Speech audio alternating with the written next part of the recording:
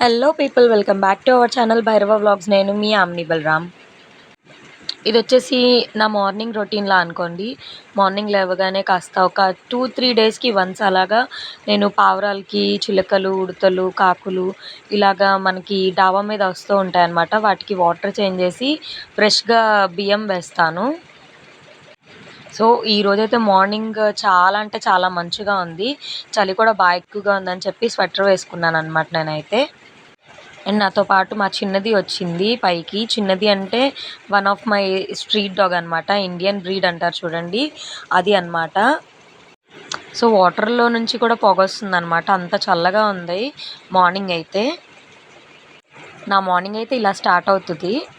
So ఈ video మీకు నచ్చినట్లయితే లైక్ చేయండి. నా ఛానల్ని ఫస్ట్ టైం ఎవరైనా చూస్తున్నట్లయితే సబ్స్క్రైబ్ చేసుకోండి. Love you all.